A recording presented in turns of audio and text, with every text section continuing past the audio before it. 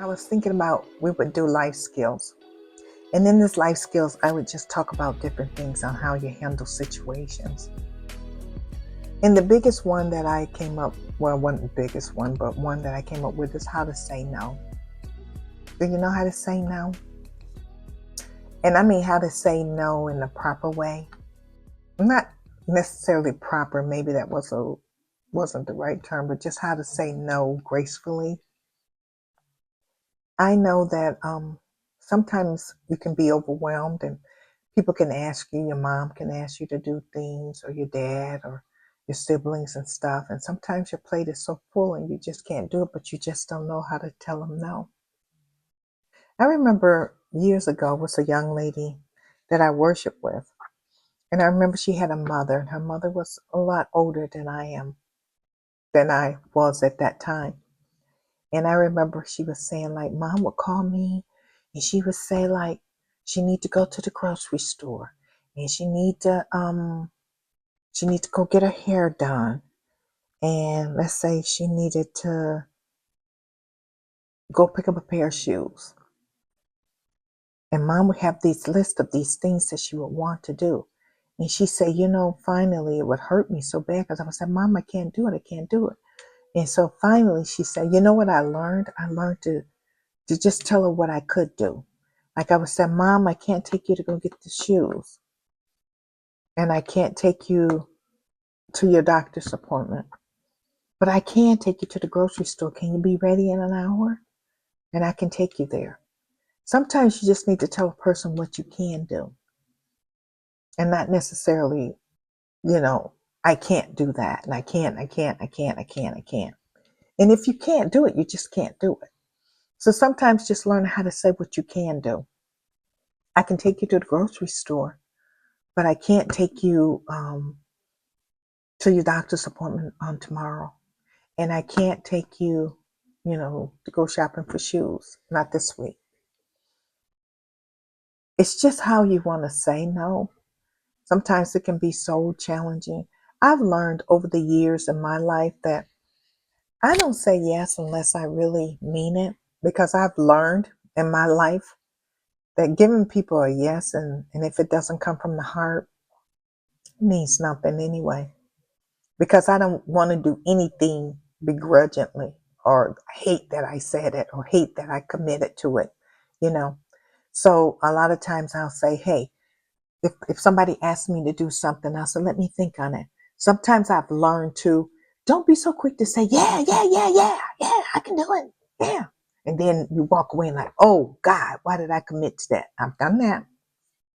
Miss Mary have done that. But sometimes if a person asks you, hey, can you pick up a little Johnny from school on Wednesday? Say, you know what? Let me get back with you on that. I've learned to say, let me get back with you. Don't give us such a quick answer. A lot of times we've committed ourselves without even checking to make sure we can even do it. So now I learned how to say, hey, can I get back with you on that? Let me just check my calendar and make sure I ain't got nothing else going on, because I don't want to give you a yes when I might have to call and tell you no. So learn to just pull back. Just pull back and say, hey, let me just think on that for a minute. Another thing I've learned is I've learned not to speak for anybody else. I don't speak for my children, and I definitely don't speak for my husband. Hubby and I have been married. This is my second marriage. We have been married a very short period of time. We was early on in the marriage. And I was at church one time, and this person said, hey, Sister Robertson, do you think that brother so, you think your hubby could do this, this, and this? And I was like, yes, I'm sure. Yeah, what day? Oh, yeah, I'm sure he could do that. And when I got home, I told him, I was like, hey, Hart, so and so asked me, could you do so and so and so? And I said, yeah. And he stopped me dead in my tracks and he said, Mary, don't you never, ever speak for me. Don't never do that. Don't never volunteer me for anything. Don't never speak to me. Speak for me. You tell that person, you know what? I can have him give you a call when I get home, or you can give me his number and I'll have him call you, or I can ask him when I get home, but don't never ever speak for me. He said, I would never ever speak for you. If somebody asked me, oh, do you think your wife can bake a cake for such and such and such? Oh, yeah, I'm sure she can. He said, no, I would never speak for you because I don't know what you got going on. And you don't know what I have going on. I remember I had this friend, and one time I baked her a German chocolate cake for her birthday. And every year she would expect a German chocolate cake. So the first year I made it, the second year she was like, I was just wondering, are you going to bake that cake like you did last year? No, no, no, that won't work for me. Can't do that. Oh, well, I don't mind if it's a week late, or even if you want to bake it a little earlier, sometime, before my birthday. No, can't do that either. Just no, can't do it. The third year come rolled around. Hey, thought maybe you wanted to do that cake. No, can't do that. Eventually, she found somebody else to bake the cake, you know. Because the first time I baked it with love, and I baked it because I wanted to bake it and I wanted her to have it. The next year, it was like you was expecting it or wanting it, and I just didn't have the time. I just didn't have the time, nor it just wouldn't work for me to be baking that cake. I do bake a homemade German chocolate cake, and usually it's on the agenda twice a year, and that's Thanksgiving and Christmas. And my kids know Mama will bake that cake Thanksgiving and Christmas. Now, my daughter loves it for her birthday. I will stretch myself and make it for her birthday only because that's her favorite. But other than that, I wouldn't do it because I have to be in the right mode, and it's expensive to make. And I want to enjoy it when I make it. I don't want to make it out of a duty, out of pressure.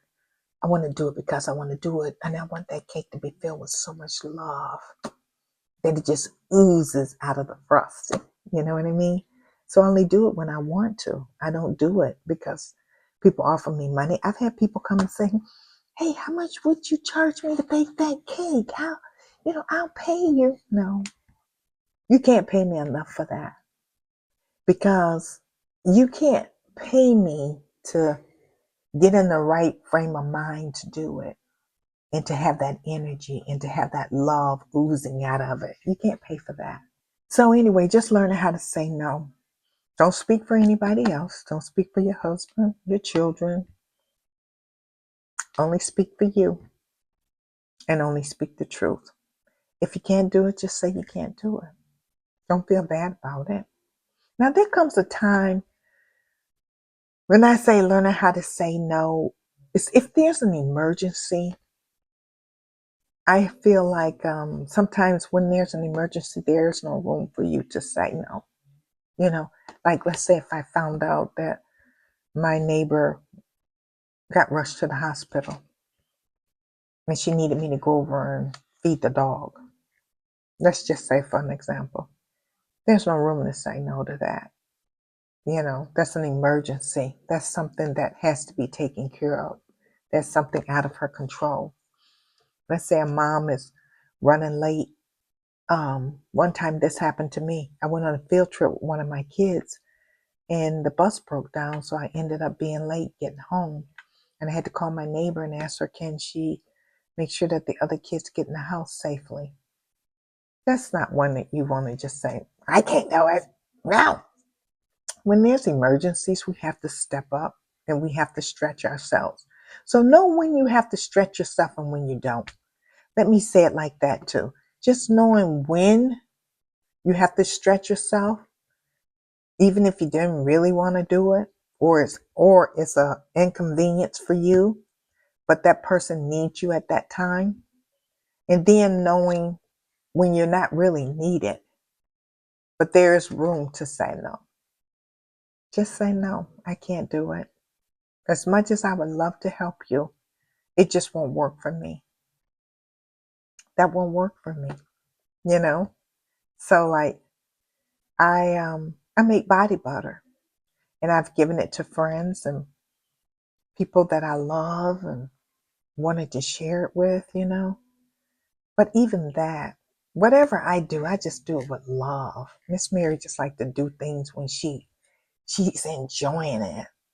And at Christmas time, I'll give it out. I put it in a beautiful jar and give it as a gift. And it comes from my heart when I do all of that. But don't call me on the phone. Hey, I want some more of that body butter. Mm-mm. No, because I might not have time to do it. If I have time. But a lot of things that I do out of love. And if I've introduced you to anything that I make, is I made it out of love. And it's not for sale. It's just for enjoyment. But I enjoy the fact that people love the body butter. That makes me happy. Nothing feels good like when you do something and a person really love it. Like I love the fact that my friend loves my German chocolate cake. I love that she loves it. I love that my friends love my body butter. But it doesn't mean that I'm going to make it all the time, you know, because I know how to say, no, that won't work for me. No, I can't do that, you know. So learn how to say no. Be graceful with your no. Be kind with your no. Be kind with it. No, I ain't doing that. You know, no, girl, no, girl, I can't, not, no, that ain't gonna work for me this week. Just learn how to say no and be sweet with it. All right, guys, I'm just tickled pink over here that you guys are babies. I really am. I mean, there's men here too. I didn't talk about the other percentages, but that percentage just shocked me. The 25 to 34. I'm just like tickled pink over you guys. I'm tickled pink over the 35 to 44s too, because you're younger than my eldest child. So I'm tickled pink. Okay, thanks guys. Bye. Don't forget to like, share, and subscribe. We're going to do life skills. Miss Mary coming in for a landing, coming into the TV, the tribe in the village. All right. And a few of my babies. Bye.